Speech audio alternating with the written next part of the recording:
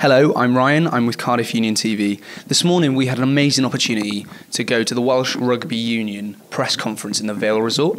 The Welsh international defence coach, Shaun Edwards, was there to give his opinions on the game on Saturday against Australia and to give us his look ahead at the game against Georgia coming up. Here's what he had to say. Shaun, what's your reaction to the news about Jonathan Davis? Well, obviously, incredibly upset for the player. You know, this is probably third really big injury in the last 3 or 4 years. Our thoughts are obviously with him mostly. Wishing him a speedy recovery, etc. Probably one of the form, if not the form, 13 in World Rugby. He's going to take some replacing, isn't he? Absolutely. How do you see your options now in the 13 position? Well, we'll just have to look over the next 3 games, and obviously the Six Nations. He's going to be okay for this time next year and building up to the World Cup, and we are in that 2-year cycle towards the World Cup. And the last World Cup was a great example of sometimes you're going to get injuries and you just have to get over it. And we was in the toughest group there's ever been in the last World Cup, and we had a horrific injury list. People falling down left, right and centre, and we still got through it. So we have to show a bit of resilience as well. That we've showed in the past. In the short term, though, most of the centres you've got, I think it's fair to say, are more naturally 12s than 13s. Yeah, that would be a correct point, I'd say. But obviously, 12 and 13, prefer position 12. But obviously, I'm sure they put their hand up to play 13. Looking at players who missed last Saturday's game through injury, can you give us an update on Rhys Webb, Justin Tipuric and Samson Lee? Well, we're all just still waiting really. We haven't named the team yet, obviously, and the team will be named on. We'll give them as long as possible, hoping for some of them to return, but obviously that's in the hands of the medics. Which of them is taking part in training at the moment? They're all taking part. They're all taking part. It's some sort of training, yeah. What about the extent of the changes overall? Warren Gatland said there would be changes. Are we talking 6, 10, 15? You know what? Most of the selection is left up to Warren, Robin, and Oilers, obviously. They're priority selectors. I think there will be changes, definitely, because as I just said, you have to have people ready, not coming in to play the first Test match. If it happens in World Cup year or if it happens in the Six Nations, so to get that sort of experience would be absolutely hugely beneficial against, let's be honest, a pretty strong team who were playing on Saturday, particularly up front in the forwards.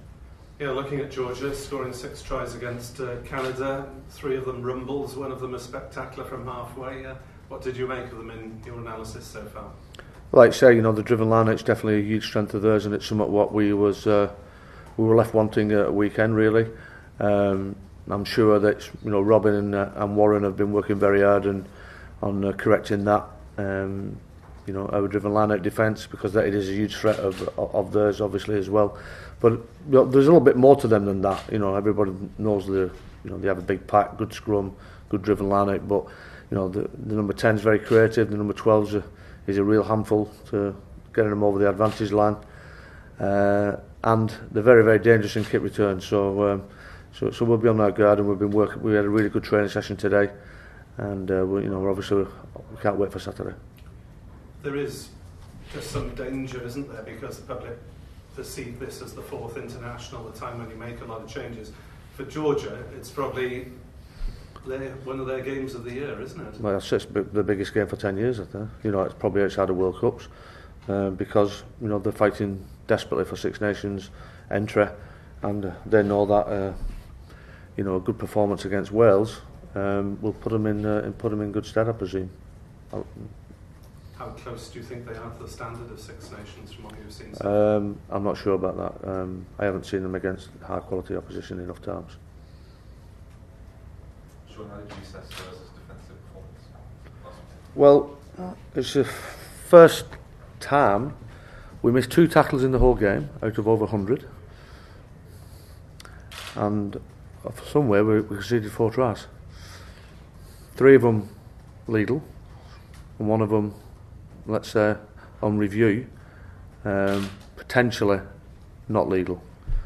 I was a little bit confused why the Alan Amos decision, which was over the trial line, was reviewed absolutely thoroughly,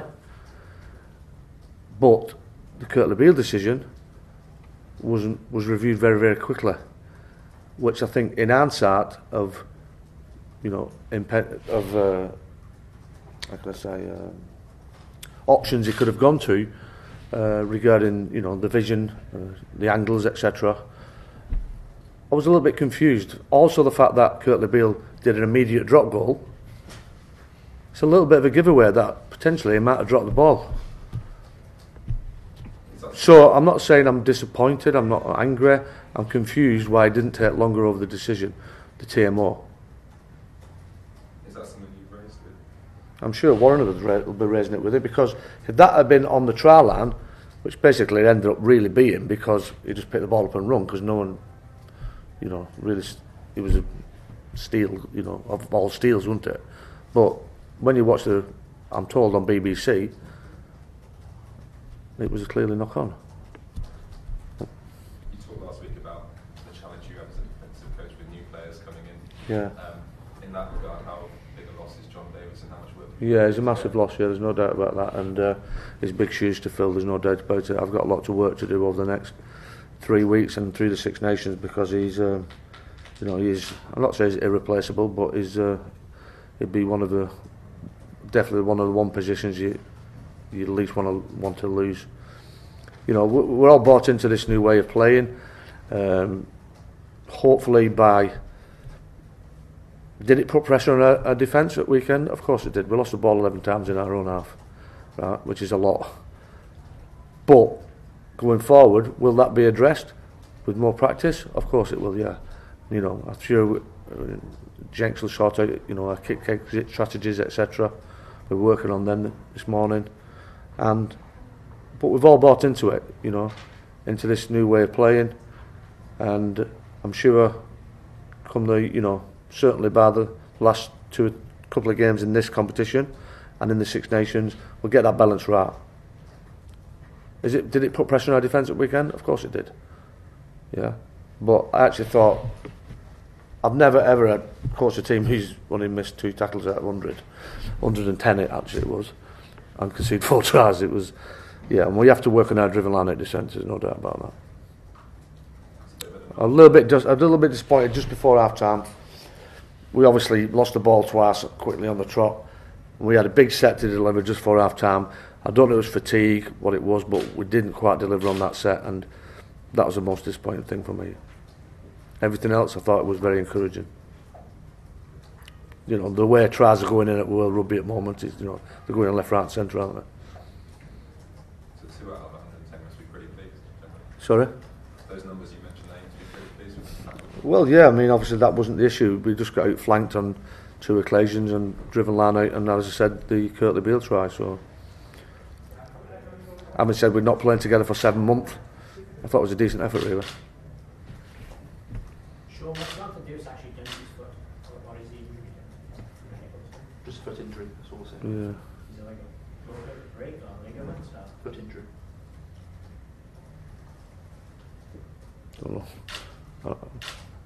It's doubly frustrating, isn't it, that injury, because it's come in the scenario of the last play, Shaun. Do you almost say you don't want to? You want to keep playing, obviously, but do you almost say you have to welly the ball off? Because I think it happened We can't give in. Sam, didn't it? Yeah, it happened to Sam against Scotland a few years ago. I think it was Scotland or Italy. Yeah, it's just it's the way it goes sometimes, isn't it? If we kick the ball out, doesn't give a good picture, does it? We always want to play till the last second. But unbelievably disappointing, yeah. Sorry, sir. In terms of the system, you're picking 10s at 12. Does that make it easier to pick a 12 at 13? Because that's the options. Potentially, that's probably a good point. Maybe, yeah. Shaun, we pleased with Owen Williams? He seemed to stood up to him. Yeah. He's a big man. Well, I said to Owen before the game, he's a very meticulous lad, Owen. He does his homework on the computers. He's looking at every different aspect of the opposition's attack, etc. And he went through it, you know, studied it diligently. And I said, on top of that, mate, you've got to do one thing. You've got to be incredibly brave on Saturday, because these big guys are going to be running at you. Just on top of all the technical stuff, and he certainly was that. He muscled up in the right areas. I thought both second rows were outstanding in defence. But certainly Owen, you know, he's not the biggest in stature compared to the two lads he was playing against the weekend. And as I said, he certainly showed the bravery what was needed to be a Test match player. Shaun, is there a case to give Owen a run of games so he kind of beds in that 12 position? You'd have to ask Rob about that. I mean, obviously the more games he plays, you know, it's good for him. But you know, Scott Williams is and Jamie's in the squad now, so there's a bit of competition for that position. As you said, one of them may have to move to 13, which is it's probably going to have to happen. But also you've got, I thought Owen did very, very well when he came on. Owen Watkins, I thought he looked very dangerous. He put a fantastic tackle in. I thought he had a superb impact on his first Test match. How do you prepare for a game against a team you've never played against, and there's less footage than other teams you play against? That's a good point, but there is footage, and as I said, we know they're going to come with a drama game, scrummaging game. They actually play a bit more rugby than what you would think. So we're certainly not underestimating them in any way, shape or form. You know, for me, defensively, it's stopping the first phase, stopping that driven line out, watching the kicking game, because at the moment a lot of teams are kicking against us because of our line speed.